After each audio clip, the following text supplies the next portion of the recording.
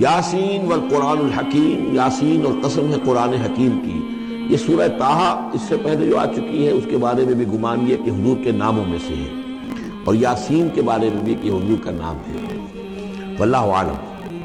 والقرآن الحکیم، اور قسم ہے قرآن حکیم کی، اور قسم سے مراد عربی زبان میں گواہی ہوتی ہے، گواہ ہے یہ قرآن حکیم، حکمت بھرا قرآن۔ کس شے پر قسم کھائی جا رہی ہے؟ مقسم علیہ کیا ہے، کس پر گواہ ہے؟ انک لمن المرسلین، یقیناً اے محمد صلی اللہ علیہ وسلم آپ مرسلین میں سے ہیں، بھیجے ہوئوں میں سے ہیں، آپ رسولوں میں سے ہیں۔ یعنی در حقیقت حضور کی رسالت کی سب سے بڑی مصدق اور اس کا سب سے بڑا ثبوت، اور گویا کہ حضور کا سب سے بڑا معجزہ یہ قرآن حکیم ہے۔ اور بہت سی صورتوں میں آپ دیکھیں گے قاف والقرآن المجید، اس میں اب صاد والقرآن ذی الذکر، حامیم والکتاب المبین، تو وہاں یہ سمجھیے کہ وہاں ان قسموں کے بعد مقسم علیہ جس چیز پر قسم کھائی گئی ہے وہ بیان نہیں ہوئی، اسی کو انک لمن المرسلین ہر جگہ محذوف مانا جائے گا۔ اس اعتبار سے ایسی تمام صورتوں کے لیے یہ سورہ مبارکہ ذروۂ ثنا ہے۔ یاسین والقرآن الحکیم انک لمن المرسلین، یقیناً آپ رسولوں میں سے ہیں، علی صراط مستقیم، اور سیدھے راہ پر، سیدھے راستے پر۔ تنزیل العزیز الرحیم، اور اس قرآن کا اتارا جانا ہے اس ہستی کی جانب سے کہ جو العزیز ہے، زبردست، اور الرحیم ہے، رحم فرمانے والا۔ لتنذر قوما ما انذر آباؤہم فہم غافلون، تاکہ آپ خبردار کر دیں اس قوم کو کہ جن کو اس سے پہلے خبردار نہیں کیا گیا، جن کے آباء و اجداد کو خبردار نہیں کیا گیا، فہم غافلون، پس وہ غافل ہے، بے خبر ہے، انہیں نہ نبوت کا پتہ ہے، نہ رسالت کا پتہ ہے، نہ کتابوں کا پتہ ہے، نہ شریعت کا پتہ ہے۔ یہی مضمون تقریباً سورہ سجدہ میں بھی آ چکا ہے، فہم غافلون۔ ایک طرح سے گویا کہ ان کی طرف سے ایک رعایت کا انداز ہے یہاں اختیار کیا گیا ہے کہ یہ لوگ، ان کا غافل ہونا بالکل قرین قیاس ہے، اس لیے کہ ان کے ہاں کوئی نبی آیا نہیں، کوئی رسول آیا نہیں، کوئی کتاب آئی نہیں۔ لقد حق القول علی اکثرہم، لیکن اب صورتحال یہ بن گئی ہے کہ حضور کے آنے کے بعد ان کی دعوت کو قبول نہ کر کے اب یہ اس جگہ پہنچ گئے ہیں کہ لقد حق القول علی اکثرہم، ان کی اکثریت اور عذاب الہی کے مستحق ہو چکی ہے، اور اللہ کا قول یا اللہ کا قانون جو ہے وہ ان کے اوپر لگ چکا ہے۔ جیسے آپ کہتے ہیں فلاں دفعہ لگ گئی ہے، تو قانون خداوندی کی وہ دفعہ جو ہے عذاب کی، وہ ان کے اوپر لگ چکی ہے۔ لقد حق القول علی اکثرہم فہم لا یؤمنون، تو وہ ایمان نہیں لائیں گے۔ انا جعلنا فی اعناقہم اغلال، ہم نے ان کی گردنوں کے اندر طوق ڈال دیے ہیں، فہی الی الاذقان، اور وہ طوق جو ہے ان کی تھوڑیوں تک ہیں، فہم مقمحون، جس کی وجہ سے ان کی گردنیں الل رہی ہیں، اونچی ہو گئی ہیں۔ یعنی انسان سامنے دیکھے تو اسے کچھ نظر آئے گا، لیکن ان کے طوق ایسے ڈال دیے گئے ہیں کہ ان تھوڑیوں کو اوپر کر دیا ہے انہوں نے، جس کی وجہ سے ان کی نگاہیں جو ہے وہ ادھر ہو گئی ہیں، تو اب ان کو نظر نہیں آ رہا۔ وجعلنا من بین ایدیہم سدا، ہم نے ان کے سامنے بھی دیواریں حائل کر دی ہیں، ومن خلفہم، اور ان کے پیچھے بھی۔ یہ مضمون اس سے پہلے، اس کے بعد بھی آئے گا اس سورہ مبارکہ میں، تو سمجھ لیجئے اس کی تعبیر یہی ہے کہ انسان کے سامنے وہ سب کچھ ہے جو آیات ہیں، آیات آفاقی، ان فی خلق السماوات والارض واختلاف اللیل والنہار، یہ ہمارے آنکھوں کے سامنے ہیں، یہ ساری آیات یہ سامنے ہیں۔ اور ایک ہے وہ تاریخی جو آیات ہیں، آیات تاریخی، ایام اللہ، کیا کیا ہوا ہے قوموں کے ساتھ۔ تو گویا کہ یا تو انسان سبق حاصل کرتا ہے التذکیر بآلاء اللہ سے، اور یا سبق حاصل کرتا ہے التذکیر بایام اللہ سے جو پچھلی تاریخ ہے۔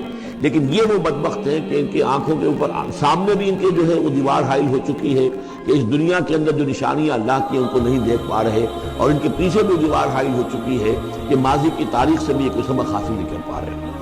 وجعلنا من بین ایدیہم سدا ومن خلفہم سدا فاغشیناہم، تو ہم نے ان کو ڈھانپ دیا ہے، فہم لا یبصرون، اب وہ دیکھ نہیں سکتے۔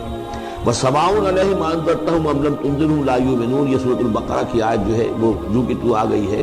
اب ان کے حق میں بالکل برابر ہے، نبی خواہ آپ انہیں انذار فرمائیں اور خواہ نہ فرمائیں، یہ ایمان لانے والے نہیں ہیں۔ انما تنذر من اتبع الذکر، آپ خبردار تو انہیں کو کر سکتے ہیں ذکر کی پیروی کریں، ذکر کو سنیں، اس پر توجہ کریں، اس کا اتباع کریں۔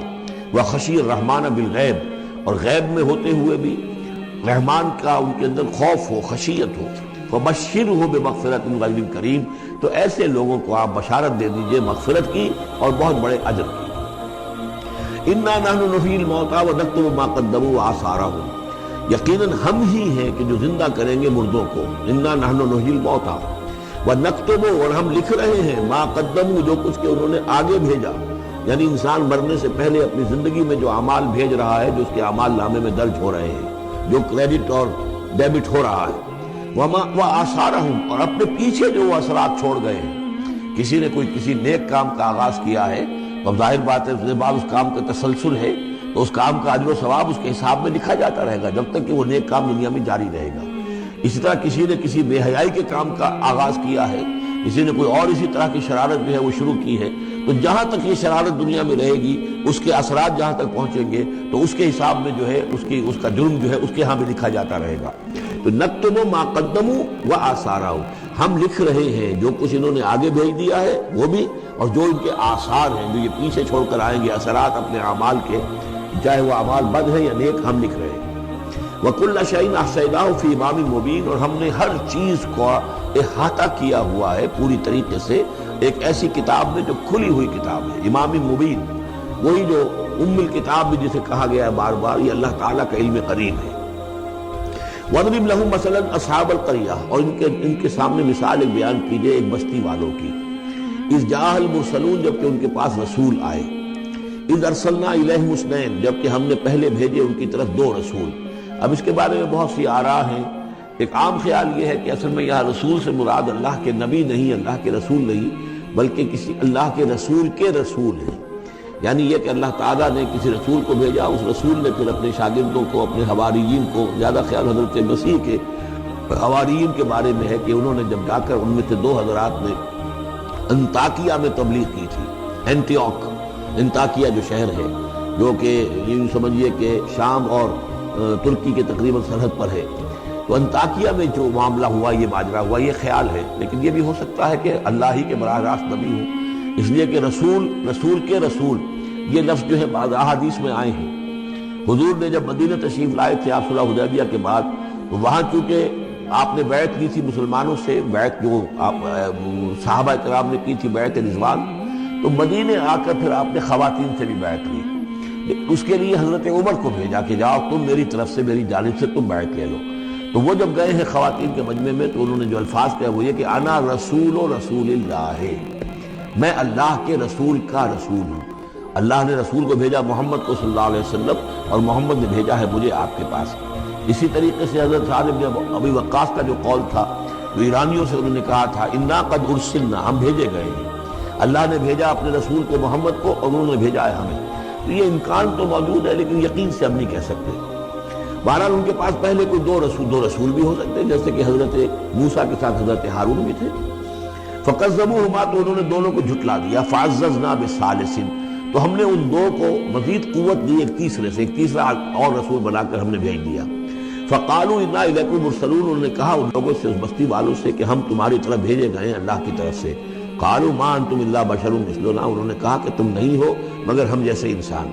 وما انزل الرحمن من شیء، اور رحمان نے کوئی شے نہیں اتاری ہے، ان انتم الا تکذبون، یہ تم سب جھوٹ بول رہے ہو، یہ جھوٹ گھڑ لیا ہے۔ قالوا ربنا یعلم انا الیکم لمرسلون، اور ظاہر بات ہے کہ کوئی اور دلیل تو وہ نہیں دے سکتے۔ انہوں نے اپنے اس یقین کا اذعان کا پھر دوبارہ اظہار کیا، ان کا نہیں، ہمارا رب جانتا ہے کہ ہم تمہاری طرف اس کی جانب سے بھیجے ہوئے ہیں۔